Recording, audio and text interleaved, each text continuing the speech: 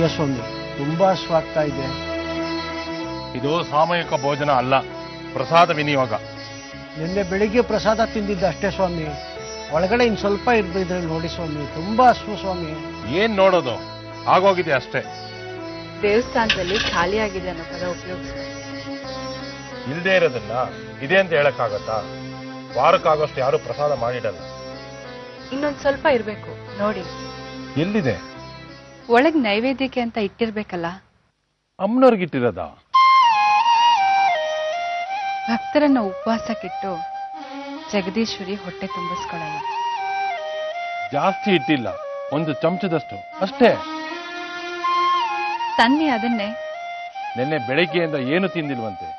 ಒಳಗಡೆ ಇಟ್ಟಿರೋದು ಏನು ಸಾಕಾಗಲ್ಲ. ಕಡೆ ಪಕ್ಷ ಒಂದ್ ಪಾವ್ ಅನ್ನನಾದ್ರೂ ಬೇಕು ಇವನಿಗೆ. ನೀವ್ ತನ್ನಿ, ಸಾಕಾಗುತ್ತೋ ಇಲ್ವೋ ಆಮೇಲೆ ನೋಡೋಣ. ವೇದಾಂತಿಗಳ ಅಬ್ರ ಜಾಸ್ತಿ ಆಯ್ತು. ಮಡಿ ಇಲ್ಲ, ಮೈಲ್ಗೆ ಇಲ್ಲ. ತರ್ತೀನಿ ರೀ.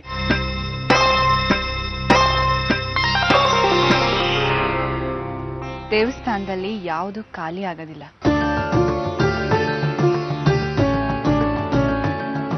ನೀನ್ ತಡವಾಗಿ ಬಂದು ನಮ್ಮ ಮನೇಲಿ ಕೆಲಸ ಶುರು ಮಾಡೋದಾದ್ರೆ ಬರ್ಲೇಬೇಡ, ಹೊರಡ್ತಾ ಇರು.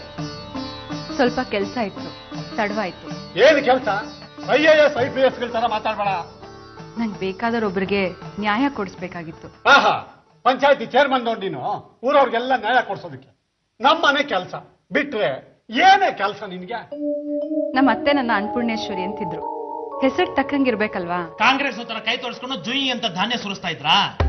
ಹೆಸರು ತಕ್ಕಾಗಿ ನಡ್ಕೊಳ್ಳೋಕೆ ಮಹಾಪರಂಕಲೇ ಏನೂ ಆಗಿಲ್ಲ. ಕಥೆ ಬೇಡ, ಕಾಫಿ ಟೈಮ್ ಸರಿಯಾಗಿ ಇಲ್ಲಿ ಇರಬೇಕು ಅಷ್ಟೇ. ಕಣ್ಸನ್ನಿಗೆ 100 ಜನ ಕೆಲಸ ಸಿಗ್ತಾರೆ ದುರ್ಗಾಪುರದಲ್ಲಿ. ಹೊಡಿಲ್ಲ ಕಣ್ಣು ನೋಡಿ. ಎಲ್ರೂ ಜಗದೀಶ್ವರಿ ಮೇಲೆ ರೇಗೋದ್ ಬೇಡ. 1 ಗಂಟೆ ತಡವಾಗಿ ಬಂದ್ರೆ ಮನೆ ಏನ್ ಮುಳುಗ್ ಹೋಗೋದಿಲ್ಲ. ಎಲ್ರೂ ಬೈದ್ರೆ ಅವಳ ಮನ್ಸಿಗೆ ನೋವಾಗಲ್ವಾ? ತಿಂಡಿ ಇದೆ, ತಿಂದ್ಬಿಟ್ಟು ಕಸ ಮುಸ್ರೆ ಶುರು ಮಾಡು. ಅದನ್ನೇ ಸಮಾಧಾನವಾಗಿ ಹೇಳ್ಬೋದಲ್ವಪ್ಪ. ಏನಪ್ಪ ನೀವು? ಕ್ಷಮಿಸ್ಬಿಡಮ್ಮ ಅಪ್ಪನ್ನ. ಕ್ಷಮಿಸೋದು? ಈ ಮನೇಲಿ ಎಲ್ಲರೂ ತಲಾಟಾಗ್ಲಾಗ್ಬಿಟ್ಟಿದ್ದೀರಾ. ಅಪ್ಪ ಪರಮಾತ್ಮ, ನೀನ್ ಇಲ್ಲಿ ಕೂಗ್ತಾ ಇದ್ರೆ ಅಲ್ಲಿ ಬಸ್ ಸ್ಟ್ಯಾಂಡ್ ಅಲ್ಲಿ ಕಂಡಕ್ಟರ್ ಕೂಗ್ತಿರ್ತಾನೆ ರೈಟ್ ರೈಟ್ ಅಂತ. ಹೊರಡು, ಲೇಟ್ ಆಗುತ್ತೆ. ಪಾರ್ವತಿ, ಅವಳು ಸ್ವಲ್ಪ ತಲಾಟೆ. ನೀನ್ ಎಲ್ಲೋ ಬೀಡಿಸಿ ಎತ್ಕೊಂಡು ಹಾಡು ಹೇಳ್ತಾ ನಿಂತಿರೋದು, ಅವಳು ಒಳಗಡೆ ಎಲ್ಲ ಲಪ್ಟಾಯಿಸೋದು ಎಲ್ಲ ಆಗ್ಬಾರ್ದು.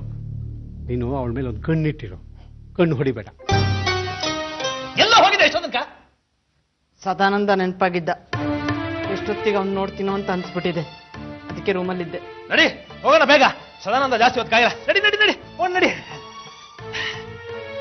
ಜಿಗ್ಗು, ಬರ್ತಾ ರೋಜಾ ಹೋಗ್ತರ್ತೀನಿ. ನನಗೆ ಸ್ವಲ್ಪ ಹೊರಗಡೆ ಕೆಲಸ ಇದೆ, ಹೋಗ್ಬಿಟ್ಟು ಬರ್ತೀನಿ. ಅಂದಂಗೆ ಹೇಳ್ಬಿಡ, ಇನ್ಕಮ್ ಟ್ಯಾಕ್ಸ್ ಆಫೀಸರ್ ತರ ಎಲ್ರ ಮೇಲೂ ಅನುಮಾನ ನನಗೆ.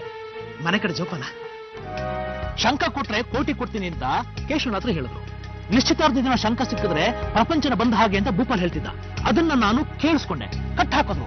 ನಿಶ್ಚಿತಾರ್ಥ ಮಾಡಿದ್ದೆ ಶಂಕಕ್ಕೋಸ್ಕರ. ದೇವಿ ಹತ್ರ ಶಂಕದ ವಿಚಾರ ಮಾತಾಡಿದ್ರೆ ಅದನ್ನ ಮರ್ಸೋದಕ್ಕೆ ಓಡ್ ಹೋದ್ಲು. ಆ ಶಂಕದಲ್ಲಿ ಏನೋ ಇದೆ ಕಣೆ, ದೊಡ್ಡ ಲಾಭ.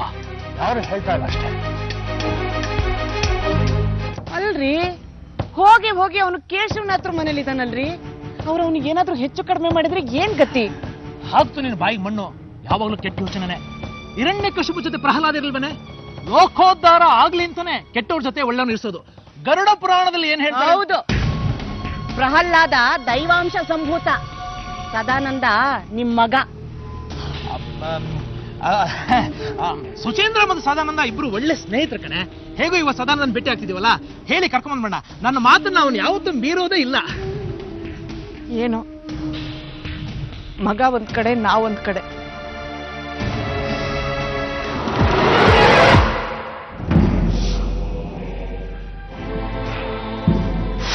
ಮನೆ ಖಾಲಿ. 9 ವರ್ಗಳಿರೋ ಶಂಕ ನಿಮ್ಮ ಪಾದದಡಿಯಲ್ಲಿ. ಶಂಕನೂ ನಿಮ್ದು, ಪ್ರಪಂಚನೂ ನಿಮ್ದೆ ತಣಿ.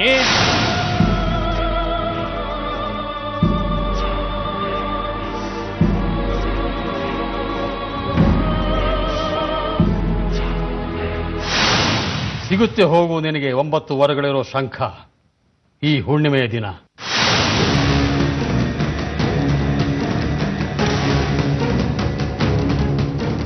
ದೇವಿ